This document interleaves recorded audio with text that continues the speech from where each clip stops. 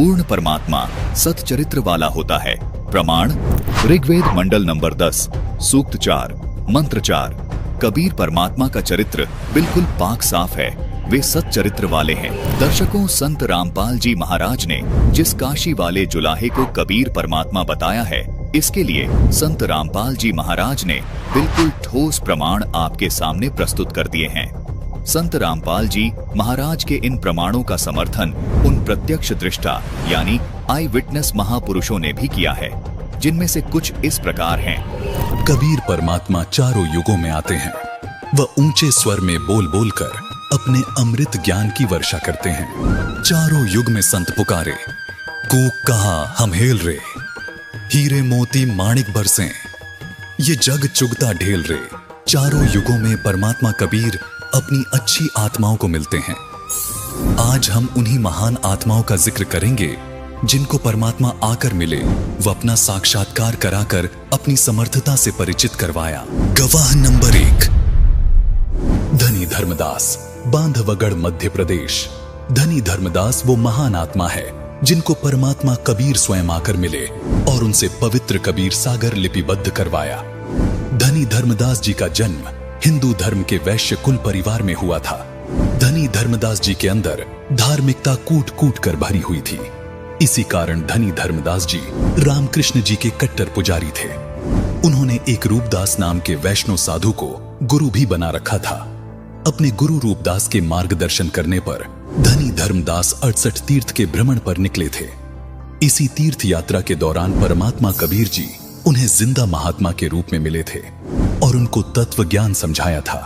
पहले तो धर्मदास जी ने परमात्मा कबीर जी का बहुत विरोध किया, परंतु परमात्मा कबीर जी के सटीक प्रमाणों को सुनने के बाद वह कबीर परमात्मा के कई बार अंतर्ध्यान होने के बाद धर्मदास जी को तत्व ज्ञान समझ आया और वो व्याकुल हो उठे। इसके बाद धर्मदास जी के बहुत विनय करने पर परमात्मा कबीर जी ने उन्हें अपना निजधाम सतलोक दिखाया। वह अपनी संपूर्ण जानकारी दी। संपूर्ण ज्ञान समझने के बाद वह सतलोक देखने के बाद धर्मदास जी पूर्ण परमात्मा कबीर साहिब जी पर कुर्बान हो गए। गवाह नंबर 2, नानक देव जी। सिख धर्म के प्रवर्तक गुरु नानक देव जी का जन्म सन 1469 वर्तमान पाकिस्तान के पंजाब प्रांत तलवंडी भाई नामक जगह पर एक हिंदू परिवार में हुआ। हिंदू धर्म में जन्म लेने के कारण नानक जी रामकृष्ण जी की पूजा करते थे। वह एक पंडित ब्रिजलाल पांडे से गीता भी पढ़ते थे। एक दिन परमात्मा कबीर जी नानक देव जी को बेई नदी पर मिले और उन्हें वास्तविक ज्ञान समझाया। उनको सतलोक दिखाकर अपना गवाह बनाया। परमात्मा कबीर जी से परिचित होने के बाद नानक देव जी ने परमात्मा कबीर जी की समर्थता व महिमा का गुणगान अपनी वाणियों में किया है। नानक जी ने अपनी वाणी में कहा है, तेरा एक नाम तारे संसार, मैं इहो आस एहो आधार। नानक नीच कह विचार, धानक रूप रहा करतार। एक जगह और नानक देव जी कहते हैं, एक अर्ज गुफ्तम पेश तू, दर कुन करतार। हक्का कबीर करीम तू, बेअब परवरदिगार। गवाह नंबर 3, दादू दयाल जी, अहमदाबाद, गुजरात।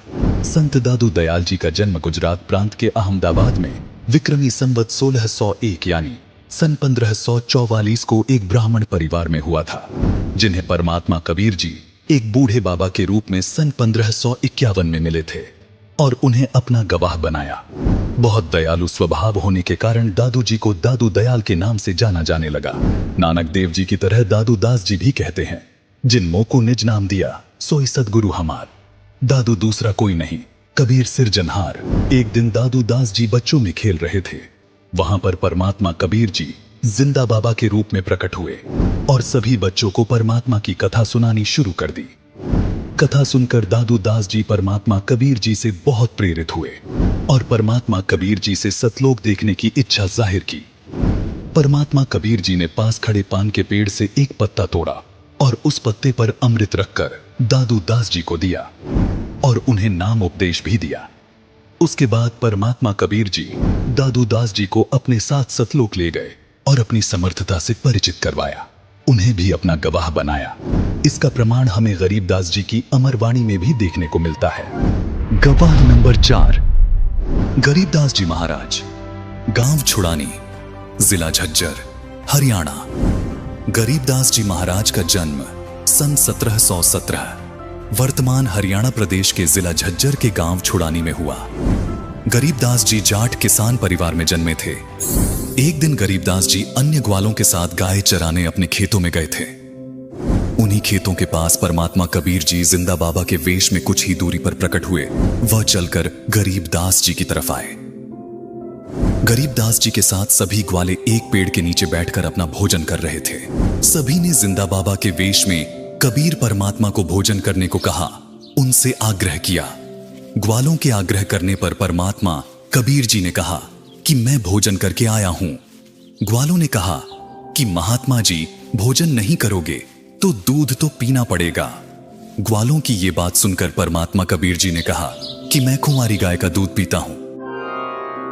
कबीर परमात्मा जी की ये बात सुनकर सभी ग्वालों ने कहा कि महात्मा जी आप तो मजाक कर रहे हो, कुंवारी गाय कभी दूध देती है? ग्वालों की और कबीर परमात्मा जी की बातें बालक गरीबदास भी सुन रहे थे। उनकी बातें सुनकर बालक गरीबदास जी खड़े हुए और अपनी बछिया ले आए, जिसके छोटे छोटे स्तन थे। बछिया लाने के बाद बालक गरीबदास जी ने कहा कि महात्मा जी ये बछिया दूध कैसे देगी?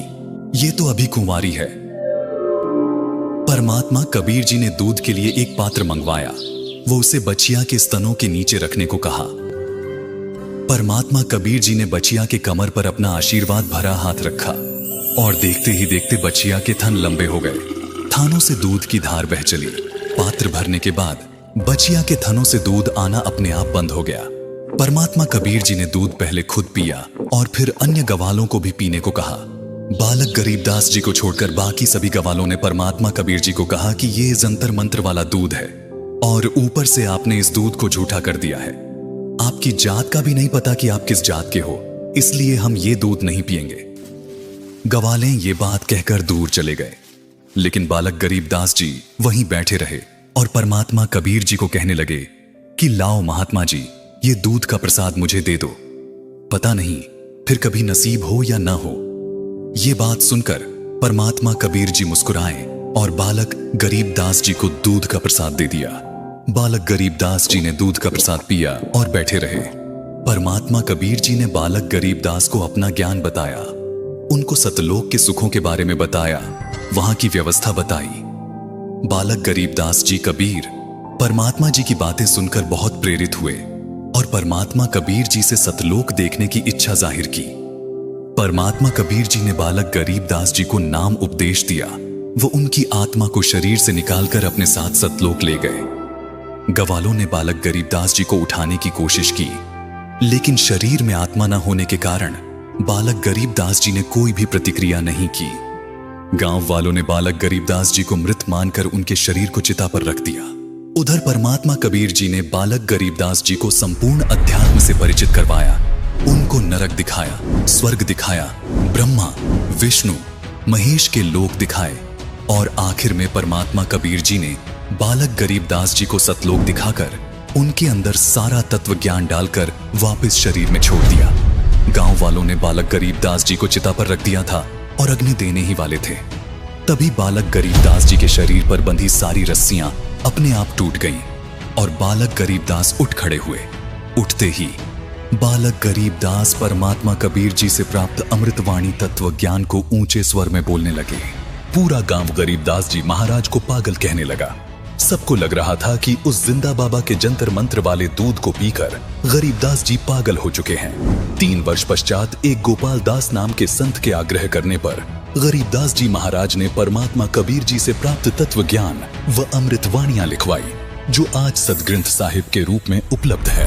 गवाह नंबर 5, घीसादास जी, बागपत, उत्तर प्रदेश।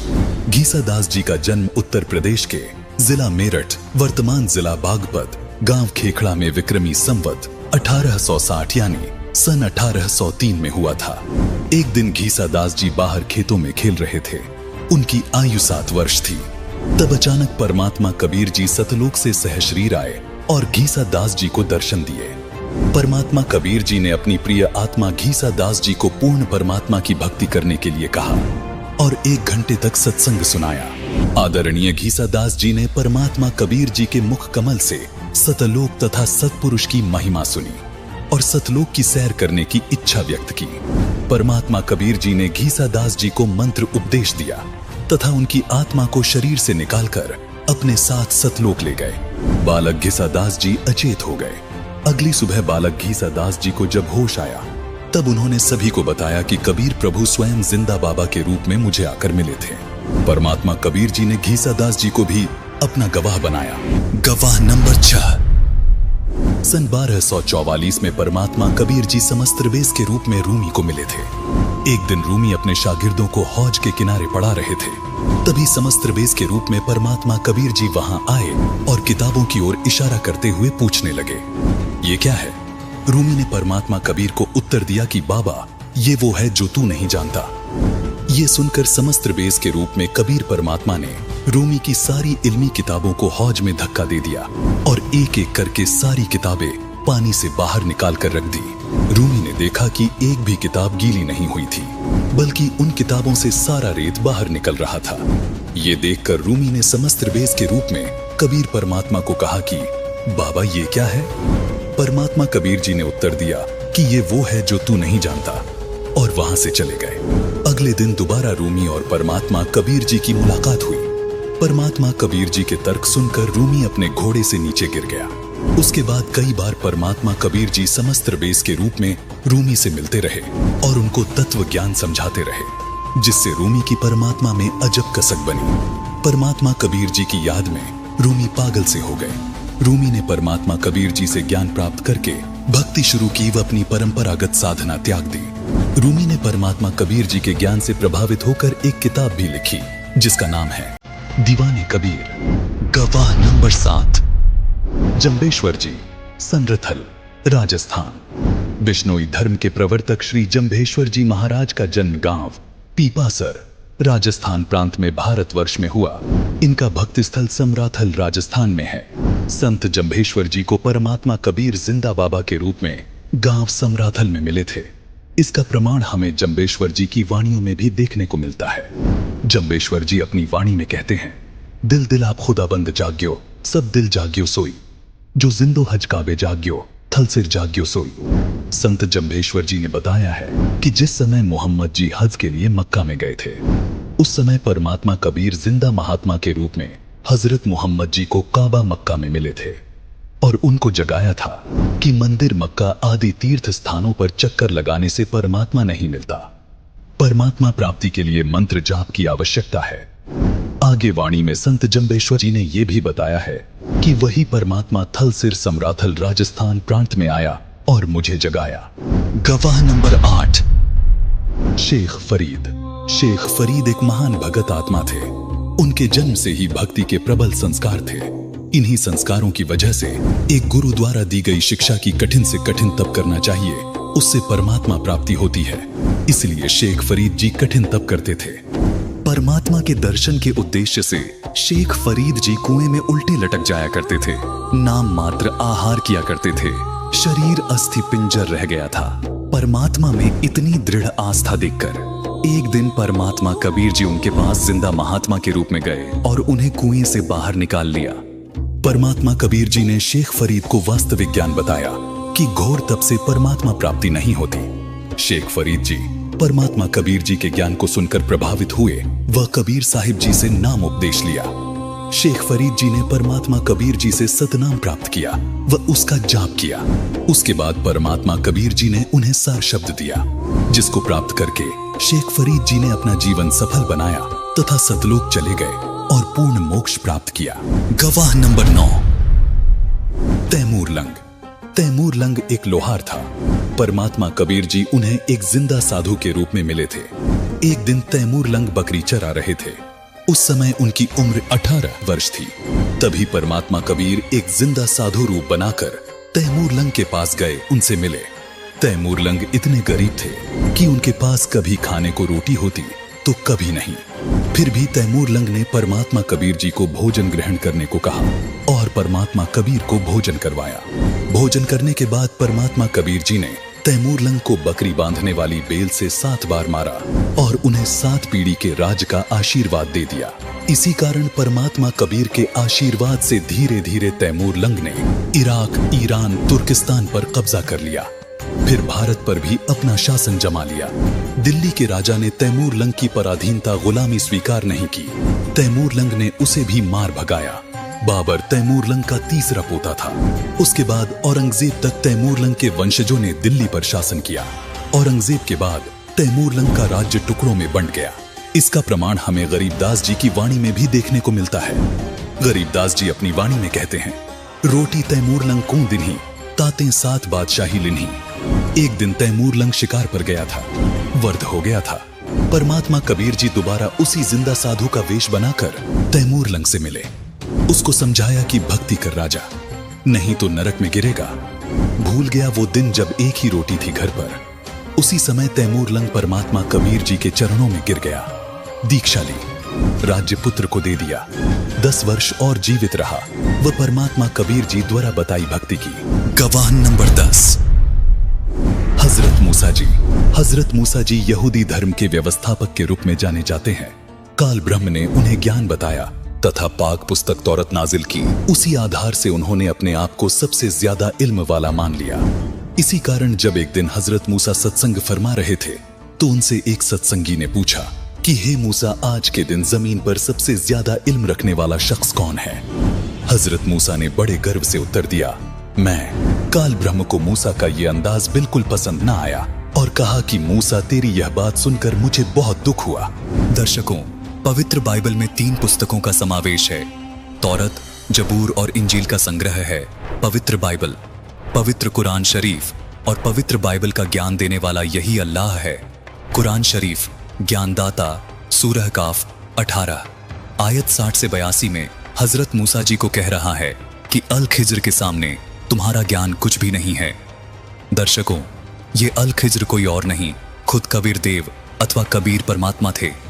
दर्शकों, यदि कुरान शरीफ और बाइबल के ज्ञानदाता को संपूर्ण ज्ञान होता तो एक आयत में ये भी लिख देते कि मेरा ज्ञान संपूर्ण है। बजाय इसके बाइबल और कुरान शरीफ ज्ञानदाता ने मूसा जी को नसीहत दी कि यदि तुम्हें संपूर्ण ज्ञान प्राप्त करना है तो अल खिज्र से प्राप्त करो। दर्शकों, यही प्रमाण कुरान शरीफ सूरत फुरकान 25 आयत 59 में भी मिलता है, जिसमें कुरान ज्ञानदाता कहता है कि संपूर्ण ज्ञान प्राप्त करने के लिए बाखबर की खोज करो। इसी प्रकार गीता ज्ञानदाता गीता अध्याय 4 के श्लोक 34 में कहता है कि संपूर्ण अध्यात्म ज्ञान को समझने के लिए किसी तत्वदर्शी संत की खोज करो। दर्शकों, गीता ज्ञानदाता, कुरान ज्ञानदाता और बाइबल का ज्ञानदाता एक ही है, जिसको संपूर्ण जानकारी नहीं है। वर्तमान में बाखबर अथवा तत्वदर्शी संत कोई और नहीं, संत रामपाल जी महाराज जी हैं, जिन्होंने संपूर्ण आध्यात्मिक ज्ञान को उजागर कर दिया है। यथाशीघ्र संत रामपाल जी महाराज से जुड़े और अपने मानव जीवन का कल्याण करवाएं। दर्शकों, देखिए आगे अल्लाह हजरत मोहम्मद जी को क्या कहते हैं। तूने अपने आप को सबसे बड़ा इल्मी कैसे मान लिया? घुटनों के बल बैठे मूसा ने कहा कि मैं आपका भेजा हुआ रसूल हूँ और मुझे सारा इल्म आपसे हासिल है, इसीलिए मैंने ये कह दिया कि आज जमीन पर मुझसे ज्यादा इल्म किसी के पास नहीं है। काल ब्रह्म ने कहा कि मूसा, जमीन पर तुझसे ज्यादा इल्म रखने वाला शख्स मौजूद है और तेरा इल्म उसके इल्म के सामने कुछ भी नहीं है। मूसा ने कहा कि हे अल्लाह, मैं उस शख्स से मिलना चाहता हूं ताकि मैं वो इल्म हासिल कर सकूं जो मेरे पास नहीं है। वो शख्स कहां रहता है और कैसे मिलेगा, ये बताने की मेहरबानी कीजिए। काल ब्रह्म ने मूसा जी को अल खिज्र के पास भेज दिया। उसके बाद मूसा अल खिज्र के पास पहुंचे। वह अपना परिचय दिया। कहा, मुझे अल्लाह ने आपसे इल्म सीखने के लिए भेजा है। आप मुझे वो नेक इल्म सिखा दें जो आपके पास है। अल खिज्र ने कहा कि अच्छा, अगर आप मेरे साथ चलना ही चाहते हो तो ध्यान रहे, आप किसी भी चीज के बारे में मुझसे सवाल ना कीजिएगा जब तक मैं खुद उसके बारे में ना बताऊं। लेकिन हजरत मूसा अल खिज्र जी की शर्तों पर खरे नहीं उतर पाए, जिस कारण उन्हें अल खिज्र जी से बिना इल्म प्राप्त किए ही वापस लौटना पड़ा। हजरत मूसा को मिलने वाले अल खिज्र कोई और नहीं बल्कि स्वयं कबीर परमात्मा ही थे। गवाह नंबर 11, इब्राहिम अधम सुल्तान। इब्राहिम अधम सुल्तान बलख शहर का एक ऐसा राजा था जिसकी शानो शौकत इंद्र के समान थी। पूर्व के जन्म में इब्राहिम अधम सुल्तान वाली आत्मा सम्मन नाम का मनियार था। तब उसने परमात्मा कबीर जी की सेवा में अपने बच्चे की कुर्बानी दे दी थी। इसी नुक्ते के कारण परमात्मा कबीर जी उस प्यारी आत्मा के कल्याण के लिए उसके पीछे लगा हुआ था।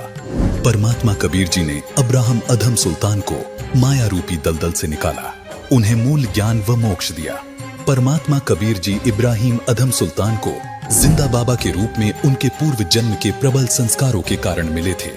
परमात्मा कबीर जी इब्राहिम अधम सुल्तान के सामने कई बार अंतर्ध्यान हुए, कई बार उनको ज्ञान समझाया।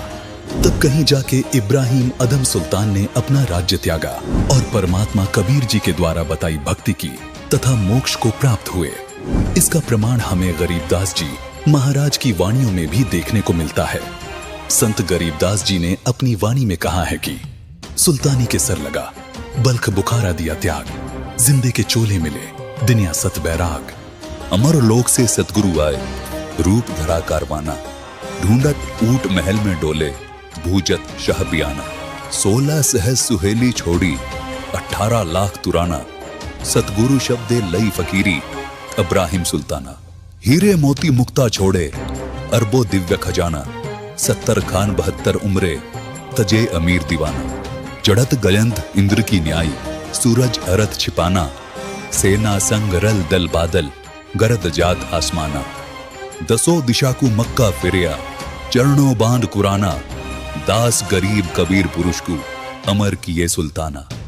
तो अभी आपने देखा कैसे परमात्मा कबीर समय समय पर अलग अलग वेश धारण करके अपनी प्यारी आत्माओं को मिलते रहते हैं। परमात्मा कबीर जी की अपनी पुण्य आत्माओं को मिलने की ये सूची बहुत लंबी है।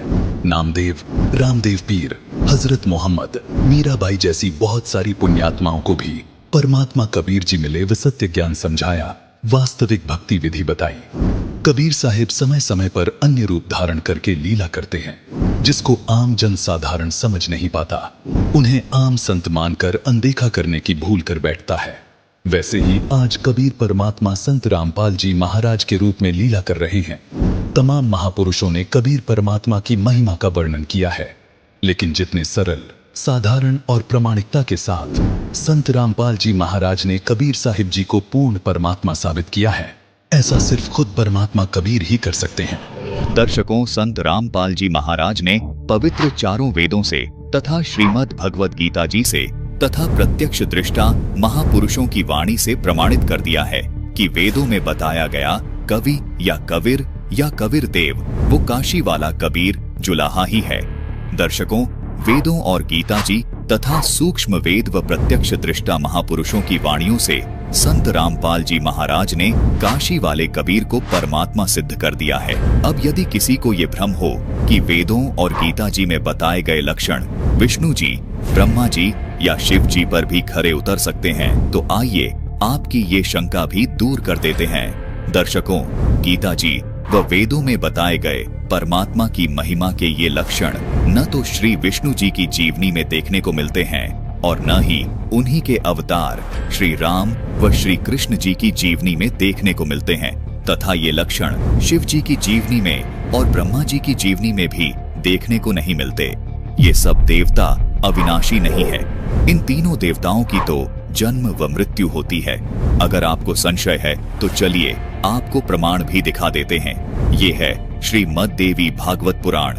इसमें ये स्वयं स्वीकार करते हैं कि हमारा तो जन्म और मृत्यु होता है और देवी दुर्गा हमारी माता है। दर्शकों, ये तीनों देवता सबके धारण पोषण करता भी नहीं है। ये केवल 3 लोक के मालिक हैं। ये केवल निमित्त काम ही कर सकते हैं, अर्थात जिसके भाग्य में जितना है उतना ही दे सकते हैं, उसमें कोई परिवर्तन नहीं कर सकते। देखिए देवी पुराण से प्रमाण।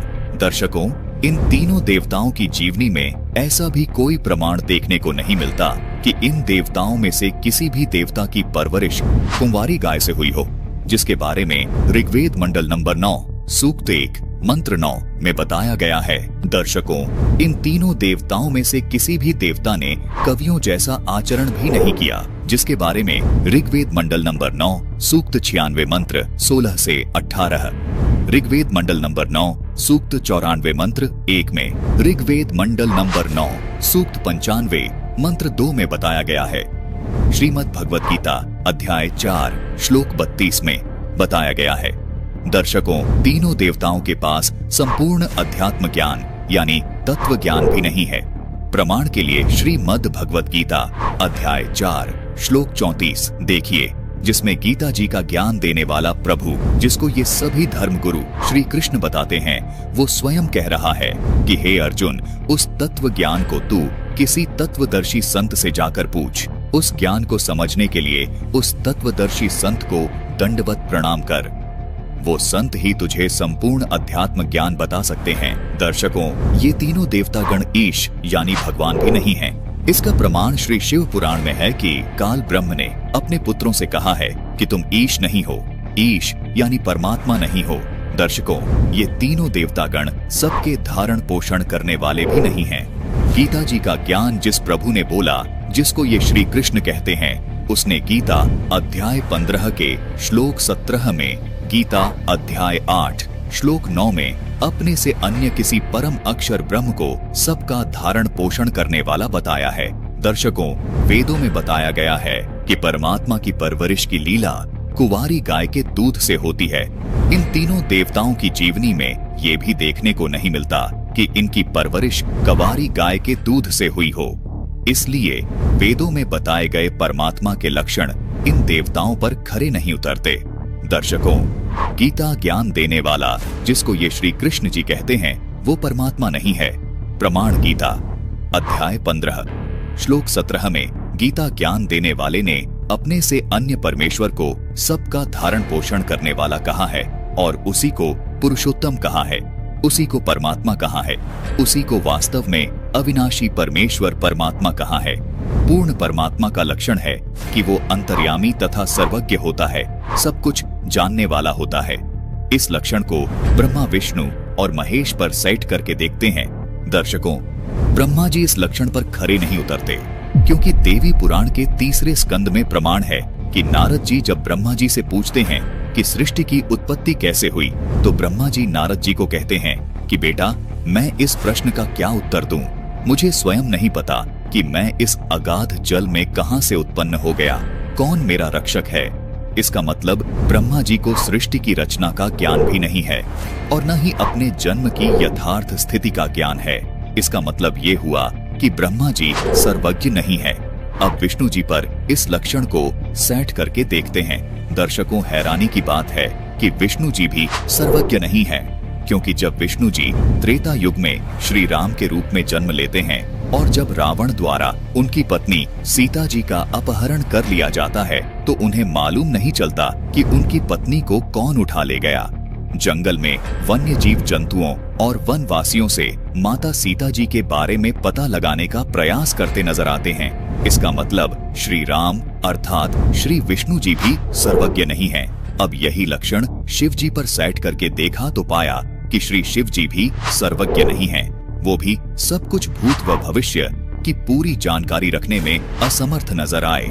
जब भस्मागिरी नाम का उनका एक साधक माता पार्वती जी को पत्नी रूप में रखने के उद्देश्य से और शिव को मारने के उद्देश्य से शिव जी का भस्म कंडा प्राप्त कर लेता है तथा शिव को मारने के लिए उनके पीछे दौड़ पड़ता है, तब शिव जी को भागकर अपनी जान बचानी पड़ती है। दर्शकों, परमात्मा के लक्षणों में ये गुण भी होता है कि परमात्मा शुद्ध चरित्र वाला होता है, लेकिन श्री विष्णु जी शुद्ध चरित्र वाले भी नहीं हैं, क्योंकि एक प्रकरण आता है कि एक राक्षस की पत्नी पतिव्रता थी, इसलिए वो राक्षस देवताओं से मर नहीं रहा था। जब विष्णु जी को ये बताया गया कि ये राक्षस इसलिए नहीं मर रहा क्योंकि इस राक्षस की पत्नी पतिव्रता है, आप कुछ उपाय करो, तो विष्णु जी ने वेश बदलकर उस राक्षस की पत्नी के साथ धोखे से गलत काम किया और उसका पतिव्रता धर्म खत्म किया। इसके साथ ही जब श्री विष्णु जी के ही अवतार श्री कृष्ण जी के चरित्र पर नजर डालें तो उनकी जीवनी में पता चलता है कि उनकी 8 रानियां थीं और अन्य गोपियों के साथ भी उनके अवैध संबंध थे। ये किसी से छिपा नहीं है। इससे स्पष्ट होता है कि विष्णु जी में भी पूर्ण परमात्मा वाले लक्षण नहीं हैं, क्योंकि परमात्मा सत चरित्रवान होता है। जैसे कबीर जी सत चरित्र वाले हैं, ब्रह्मा जी भी शुद्ध चरित्र वाले नहीं हैं, क्योंकि प्रमाण मिलता है कि एक समय ब्रह्मा जी की पुत्री सरस्वती पूरे हार श्रृंगार के साथ उनकी सभा में गई। वहां देवता लोग बैठे हुए थे। वह स्वयंवर में पति वरणे के लिए आती है तो ब्रह्मा जी अपनी ही पुत्री पर आसक्त हो जाते हैं और भरी सभा में सरस्वती को बदनीयत से आलिंगन कर लेते हैं। इससे स्पष्ट होता है कि ब्रह्मा जी का चरित्र भी शुद्ध नहीं है। इसी प्रकार शिव जी के बारे में एक कथा है कि शिव भगवान श्री विष्णु जी को कहते हैं कि जब मैंने जहर को अपने गले में ठहरा लिया था तब मैं बेसुध हो गया था। उस समय आपने राक्षसों से अमृत छीनने के लिए मोहिनी रूप बनाया था, मुझे वो मोहिनी रूप दिखाओ।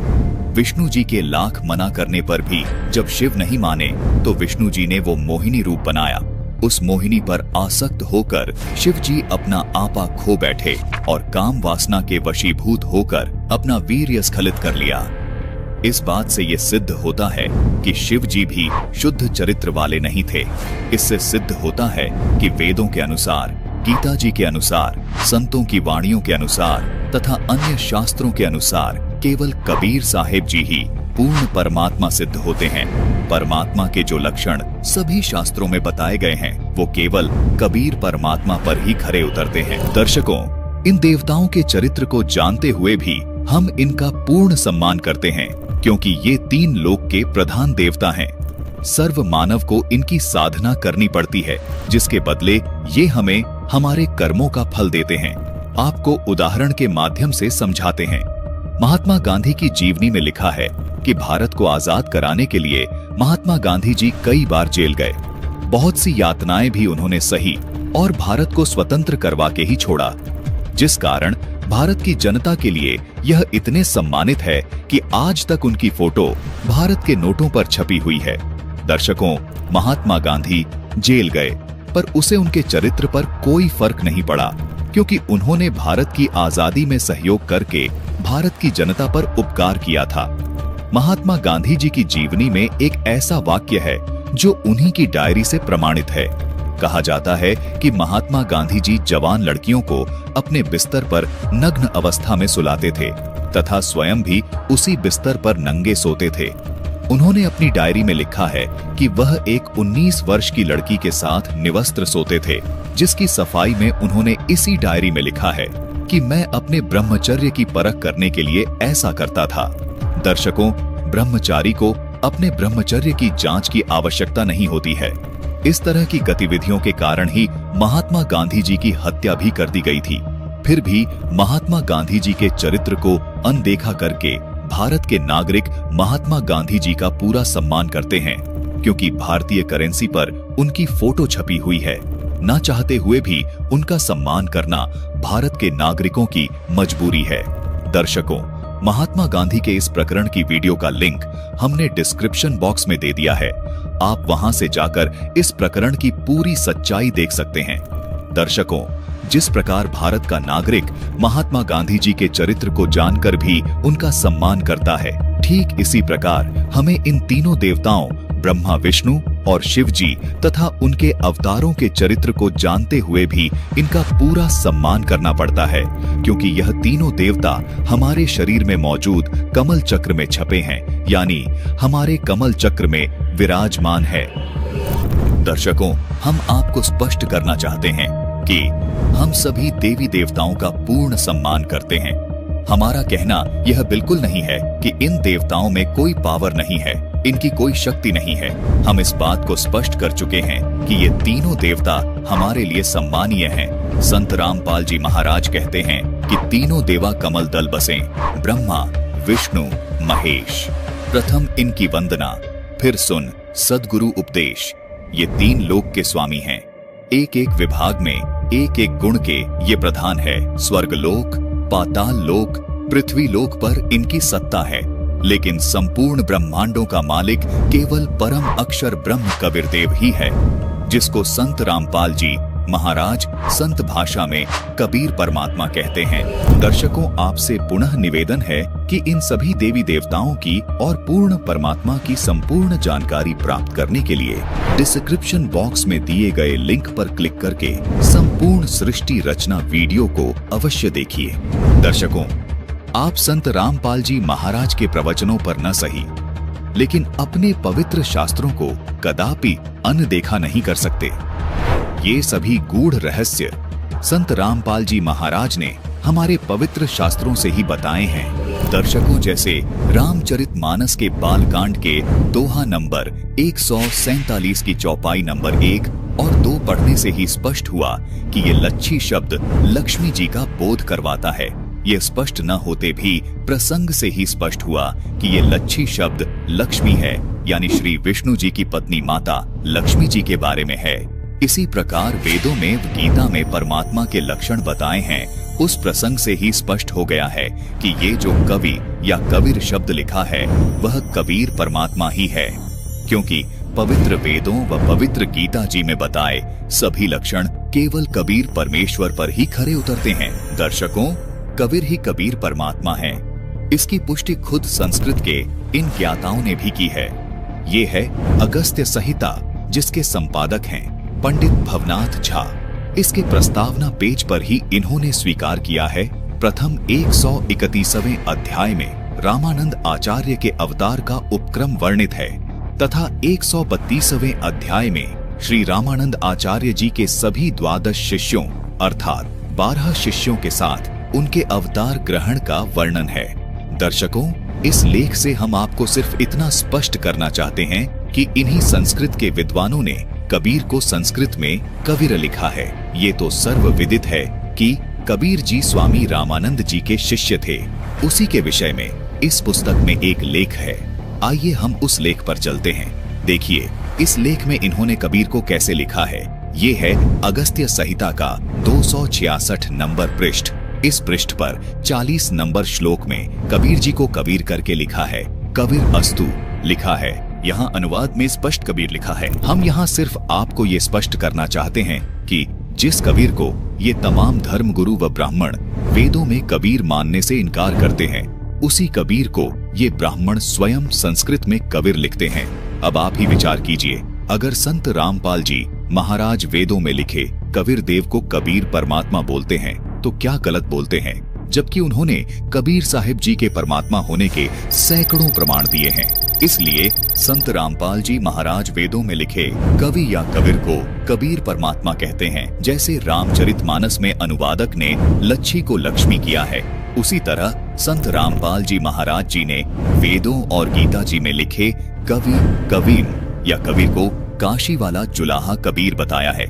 ये जो कवि शब्द पर बार बार चिल्ला रहे हैं कि ये तो कवि है, ये तो कवि है, जबकि हैरानी की बात है कि महंत अमित आचार्य जी खुद ये स्वीकार भी कर रहे हैं कि कवि का मतलब सृष्टि का रचनाकार होता है।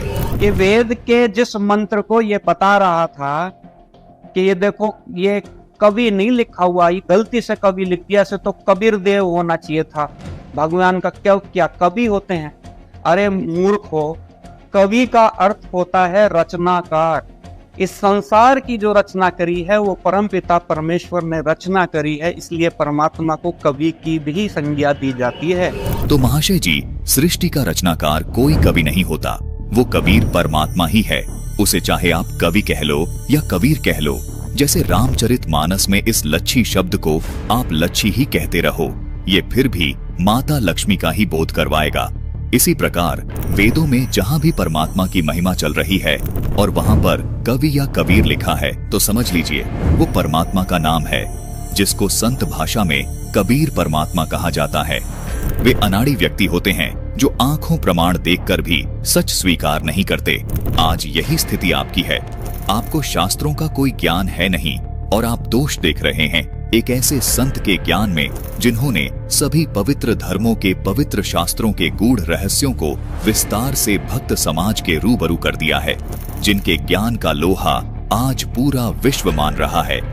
दर्शकों, संत रामपाल जी महाराज ने यह स्पष्ट कर दिया कि जिस प्रकार ये यजुर्वेद का बोध करवाता है, रामचरितमानस में लिखा ये वेद शब्द वेद का बोध करवाता है। रामचरितमानस में लिखा ये लच्छी शब्द लक्ष्मी का बोध करवाता है। रामचरितमानस में लिखा ये अक्षर शब्द अक्षर का बोध करवाता है। ठीक इसी प्रकार वेदों में लिखा ये कवि शब्द कबीर अर्थात कबीर का बोध करवाता है। आइए आपको वेदों के मंत्रों में कबीर देव शब्द स्पष्ट लिखा हुआ भी दिखा देते हैं। ये है यजुर्वेद अध्याय नंबर 5 का मंत्र 32, जिसमें ये देखिए यहाँ लिखा है कबीर। ये है ऋग्वेद मंडल नंबर 9 सूक्त 20 मंत्र 1। देखिए यहां भी लिखा हुआ है कबीर देव। इसी प्रकार अथर्वेद कांड नंबर 4 संख्या नंबर 1 मंत्र नंबर 7 में कबीर देव शब्द स्पष्ट लिखा है। दर्शकों, इससे स्पष्ट हो जाता है कि जिस प्रकार ये यजुर आदि शब्द यजुर्वेद का बोध करवाते हैं, ठीक उसी प्रकार कबीर आदि ये शब्द कबीर देव अर्थात कबीर परमात्मा का बोध करवाते हैं। दर्शकों, यजुर शब्द को यजुर्वेद आपने आसानी से इसलिए ग्रहण कर लिया क्योंकि इसकी महिमा आपको बहुत बार सुनने व देखने को मिली, लेकिन कबीर देव की महिमा बताने वाले तो इस संसार में केवल कबीर देव के अवतार संत रामपाल जी महाराज ही हैं। इसलिए सच्चाई को हजम करने में थोड़ा वक्त जरूर लगेगा, लेकिन ये भी सत्य है कि सच को कुछ दिन दबाया जा सकता है लेकिन मिटाया नहीं जा सकता। दर्शकों, महंत अमित आचार्य जी का कहना है कि संत रामपाल जी महाराज ने कबीर को परमात्मा बताकर हिंदू धर्म का तथा सनातन धर्म का अपमान किया है। कबीर कैसे परमात्मा हो सकता है? दर्शकों, संत रामपाल जी महाराज ने न सिर्फ वेदों से ये प्रमाणित किया है कि कबीर जी परमात्मा थे, बल्कि संत रामपाल जी महाराज ने उन संतों और महापुरुषों की वाणियों से भी प्रमाणित किया है जिसको पूरा भक्त समाज 100% सत्य मानता है। काशी वाला ये जुलाहा कबीर कोई साधारण कवि या संत नहीं था, ये स्वयं पूर्ण ब्रह्म आए हुए थे। दर्शकों, पूर्ण परमात्मा चारों युगों में आते हैं। खास बात ये है कि कल युग में अपने वास्तविक नाम कबीर देव नाम से आते हैं, जिसको संत भाषा में कबीर परमात्मा कहते हैं। दर्शकों, हैरानी की बात है, जिन संतों आचार्यों को महंत अमित जी तत्वज्ञानी माने बैठे हैं और कह रहे हैं कि हमारे ऋषियों का अनुवाद गलत कैसे हो सकता है, तो आइए आपको उसकी भी एक झलक दिखा देते हैं। आज आपको चारों शंकराचार्यों का तत्व ज्ञान दिखाते हैं। आप स्वयं निर्णय कीजिएगा कि जब इतने साधारण से शब्द को ये महापुरुष इतना गलत अनुवाद कर रहे हैं, तो वेदों के अर्थों का कितना अनर्थ किया होगा। दर्शकों, सबसे पहले आपको इन डिग्री होल्डर साहिबानों के द्वारा किया गया श्रीमद् भगवत गीता का अनुवाद दिखा देते हैं, जिससे आप स्वयं निर्णय कर पाएंगे कि यह धर्मगुरु हमारे पवित्र शास्त्रों को कितना समझ पाए हैं। आपको पता लगेगा कि इन विद्वानों ने कैसे अर्थों का अनर्थ किया है। सबसे पहले आपको गीता अध्याय 7 का श्लोक नंबर 18 दिखाते हैं। इन्होंने इस श्लोक में अनुत्तम का अर्थ अति उत्तम किया है, जो गलत है। लेकिन हैरानी की बात है कि हमारे हिंदू धर्म के शीर्ष शंकराचार्य जी भी इनके इस अज्ञान का समर्थन कर रहे हैं। दर्शकों, शीर्ष शंकराचार्य जी की वीडियो दिखाने से पहले हम आपको अनुत्तम शब्द का सही अनुवाद दिखा देते हैं, जिससे आपको सही और गलत समझने में आसानी होगी। ये है गूगल द्वारा बताया हुआ अनुत्तम शब्द का अर्थ। आप देख सकते हैं, यहाँ साफ लिखा है, जिससे नीचा दूसरा न हो, जो सबसे अच्छा न हो, सर्वोत्तम नहीं, अर्थात घटिया बताया है। अब आपको दिखाते हैं तारिणीश झा द्वारा लिखी गई संस्कृत शब्दार्थ कौस्तुभ के पृष्ठ नंबर 61 में अनुत्तम शब्द का अर्थ देखिए। यहाँ पर साफ लिखा है, जो उत्तम या उत्कृष्ट न हो, अर्थात घटिया बताया गया है। तो दर्शकों, हमने आपको गूगल और संस्कृत शब्दार्थ कौस्तुभ से दिखा दिया है कि अनुत्तम शब्द का अर्थ घटिया होता है। अब देखिए हमारे हिंदू धर्म के शीर्ष शंकराचार्य जी कैसे अनुत्तम शब्द का अनर्थ करके अति उत्तम बता रहे हैं। और आइए जानते हैं शारदा द्वारका पीठ तथा ज्योतिर्मठ बद्रीनाथ पीठाधीश्वर शंकराचार्य स्वरूपानंद सरस्वती जी महाराज के विचार। उत्तम और अनुत्तम में क्या अंतर है? उत्तम कहते हैं जो श्रेष्ठ हो, और अनुत्तम उसको कहते हैं जिससे श्रेष्ठ कोई ना हो। अभी आपने सुने शारदा द्वारका पीठ तथा ज्योतिर्मठ बद्रीनाथ पीठाधीश्वर शंकराचार्य स्वरूपानंद सरस्वती जी महाराज के विचार। और आइए अब जानते हैं पुरी पीठाधीश्वर शंकराचार्य स्वामी श्री निश्चलानंद सरस्वती जी महाराज के विचार। तो शंकराचार्य जी, उत्तम और अनुत्तम में क्या अंतर है? हाँ, यह गीता में आया है अनुत्तम, मतलब जिसके समान और कोई उत्तम ना हो, उत्कर्ष उत्कृष्ट का अर्थ होता है। दर्शकों, इन दोनों ही शंकराचार्यों जी के विचार आपने सुने। दोनों ही शंकराचार्यों जी ने अनुत्तम शब्द का अर्थ बताया है कि जिससे श्रेष्ठ कोई और न हो, यानी अनुत्तम का अर्थ इन्होंने श्रेष्ठ बताया है। आइए अब शंकराचार्य श्री माधव आचार्य जी के भी विचार जान लेते हैं कि उन्होंने अनुत्तम का अर्थ क्या बताया है। और आइए अब जानते हैं आदरणीय श्री माधवाचार्य महाराज जी के विचार। उत्तम और अनुत्तम में क्या अंतर है? क्या अंतर लगता है आपको? जो उत्तम है जो श्रेष्ठ है, अनुत्तम जो उससे कम है वो। दर्शकों, अभी आपने शंकराचार्य श्री माधव आचार्य जी के भी विचार सुने। उन्होंने कहा कि उत्तम का अर्थ होता है श्रेष्ठ और अनुत्तम का अर्थ होता है अश्रेष्ठ, जो बिल्कुल सही भी है। और आइए अब जानते हैं श्रृंगेरी पीठाधीश्वर श्री भारती तीर्थ जी महाराज के विचार। उत्तम और अनुत्तम में क्या अंतर है? जो उत्तम है वो तो हमेशा सच्चे चरित्र वाला होता है, सत चरित्र वाला होता है। अनुत्तम जो है उससे विपरीत होता है अनुत्तम, जिसका चरित्र सही नहीं वही अनुत्तम है। गीता जी अध्याय 7 श्लोक 18 में गीता बोलने वाला भगवान अपनी साधना को अनुत्तम क्यों कह रहा है? अपनी साधना अनुत्तम शब्द का अर्थ आप समझे नहीं। वहाँ अनुत्तम शब्द का अर्थ है जिससे उत्तम नहीं हो वो। सामान्य रूप से अनुत्तम शब्द का अर्थ उत्तम से भिन्न। वहां का अनुत्तम शब्द का अर्थ है जिससे उत्तम और कोई नहीं हो वो है। इसलिए वहां अनुत्तम शब्द का अर्थ है सर्वोत्कृष्ट। तो दर्शकों, आपने देखा शंकराचार्य श्री भारती तीर्थ जी, जो कि श्री श्रृंगेरी पीठ के शंकराचार्य जी हैं, उन्होंने पहले तो ये कहा कि उत्तम का अर्थ होता है श्रेष्ठ और अनुत्तम का अर्थ होता है जो उसके विपरीत हो, यानी जो श्रेष्ठ न हो। फिर इनसे प्रश्न किया गया कि गीता अध्याय 7 श्लोक 18 में गीता बोलने वाला भगवान अपनी गति को, यानी अपने द्वारा प्राप्त होने वाली गति को अनुत्तम क्यों कह रहा है? तो शंकराचार्य जी एकदम झेंप जाते हैं और तुरंत अपने बयान बदल लेते हैं, जबकि पहले सही बोल रहे थे कि उत्तम का मतलब श्रेष्ठ होता है और अनुत्तम का मतलब अश्रेष्ठ होता है। फिर इनको याद आ गया कि गीता जी में यहाँ तो सभी ने ही अनुत्तम का अर्थ श्रेष्ठ कर रखा है।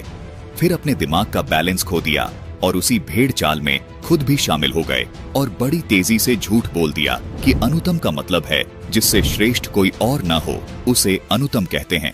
वारे डिग्री होल्डर विद्वानों, अपनी मर्जी से शब्दों के अर्थ बदल रहे हो। दर्शकों, यदि कोई बच्चा अनुत्तीर्ण हो जाता है और उसके रिपोर्ट कार्ड पर लिखा हो अनुत्तीर्ण, अब उसके घर वाले उस बच्चे से कहे कि बेटा परीक्षा का क्या परिणाम रहा, वह बच्चा कहता है कि मैं अनुत्तीर्ण हुआ हूँ, अर्थात मेरे से ज्यादा उत्तीर्ण कोई नहीं हुआ। स्पष्ट है कि बच्चा अपनी गलती छुपा रहा है। यही दशा इन शंकराचार्यों की है। ये भी बच्चे की तरह अपनी गलती छुपा रहे हैं। केवल एक शंकराचार्य श्री माधव आचार्य जी ने सच बोला है। उन्होंने स्पष्ट कहा है कि उत्तम वही है जो श्रेष्ठ है, अनुत्तम वो है जो अश्रेष्ठ है। उससे पहले आपने देखा कि इन दोनों शंकराचार्यों यानी श्री स्वरूपानंद जी ने और शंकराचार्य श्री निश्चलानंद जी ने अनुत्तम का अर्थ किया है जिससे उत्तम कोई न हो। तो दर्शकों, ये है हमारे शंकराचार्यों जी का आध्यात्मिक ज्ञान। दर्शकों, गीता जी के सभी अनुवादकर्ताओं ने भी यही गलती की है। सभी ने गीता अध्याय 7 के श्लोक 18 में वर्णित अनुत्तम शब्द का अनुवाद अति उत्तम यानी जिससे उत्तम कोई न हो ये किया है। जरा देखिए हमारे धर्म गुरुओं के द्वारा अनुवादित गीता जी के अध्याय 7 के श्लोक 18 में वर्णित इस अनुत्तम शब्द का अनर्थ। तो दर्शकों, देखा आपने हमारे हिंदू धर्म के शीर्ष शंकराचार्यों को गीता जी का कितना ज्ञान है, किस तरह से अर्थों के अनर्थ किए जा रहे हैं। अनुत्तम शब्द का अर्थ अति उत्तम बता रहे हैं। आइए आपको हिंदू धर्म के डिग्री होल्डर विद्वानों के ज्ञान की कुछ और झलक दिखाते हैं, जिनको आज संत रामपाल जी महाराज ने अपने तत्व ज्ञान के जरिए उजागर करके दिखाया है। ये है श्रीमद् भगवत गीता अध्याय 4 श्लोक 32। देखिए इसमें ये ब्राह्मण शब्द है। इसमें इन डिग्री धारकों व महंतों ने ब्राह्मण शब्द का अर्थ वेद किया है, जबकि इसी अनुवादकर्ता के द्वारा अनुवाद किया गया गीता अध्याय 17 श्लोक 23 देखिए, जिसमें इस गीता अनुवादक ने ब्राह्मण का अर्थ सच्चिदानंद घन ब्रह्म किया है, जो बिल्कुल सही है। ऐसा हम इसलिए कह रहे हैं क्योंकि वेद तो परमात्मा का संविधान है। वेद और परमात्मा अलग अलग हैं। जैसे राजा का संविधान होता है, राजा का अर्थ ही संविधान कर देना बिल्कुल गलत है। इसी प्रकार ब्राह्मण का अर्थ है भगवान यानी सच्चिदानंद घन ब्रह्म।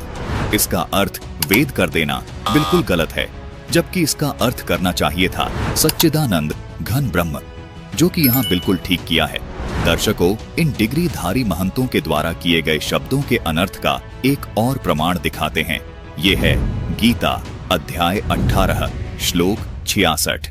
इसमें ये व्रज शब्द है जिसका अर्थ जाना होता है, लेकिन इन डिग्री होल्डर विद्वानों ने व्रज का अर्थ आना किया है। आइए आपको दिखाते हैं व्रज को लेकर इन सभी डिग्री होल्डर विद्वानों का अज्ञान।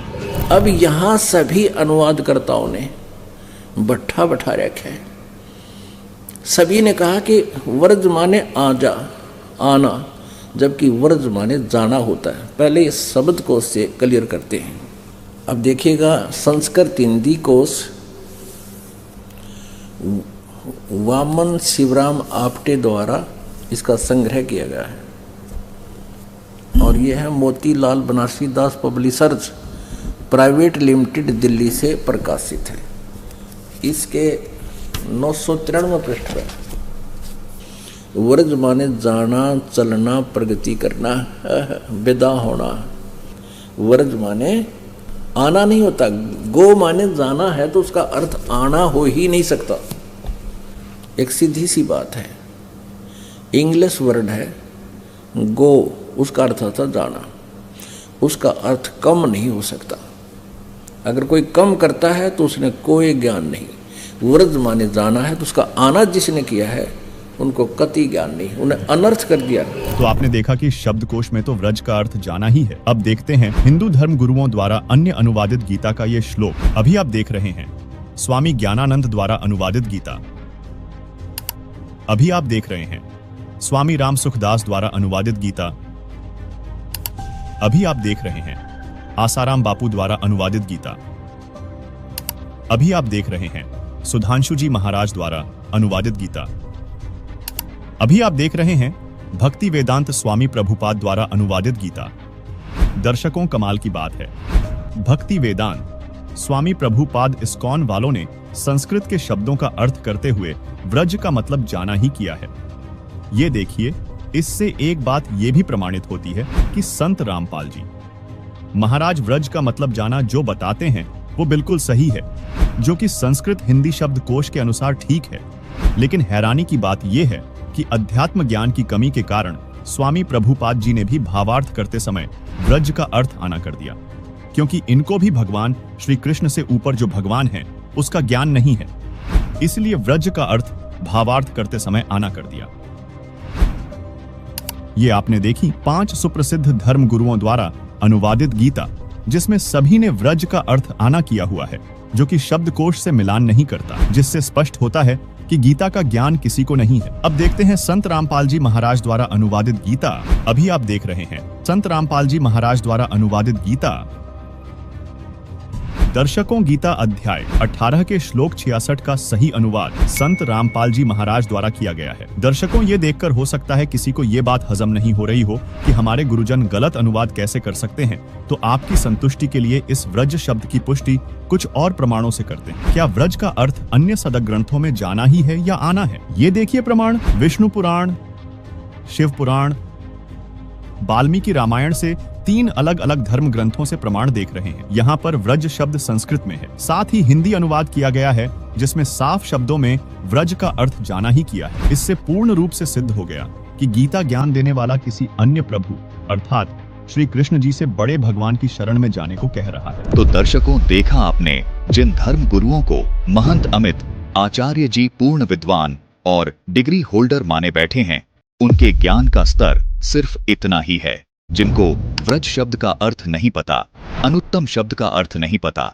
इन तथा कथित धर्म गुरुओं द्वारा और भी बहुत सारे अर्थों के अनर्थ किए गए हैं। अब आप ही बताइए, इतने सारे धर्म गुरुओं में अगर संत रामपाल जी महाराज ही सही अनुवाद कर रहे हैं, तो कैसे कोई संत रामपाल जी महाराज पर विश्वास नहीं करेगा? दर्शक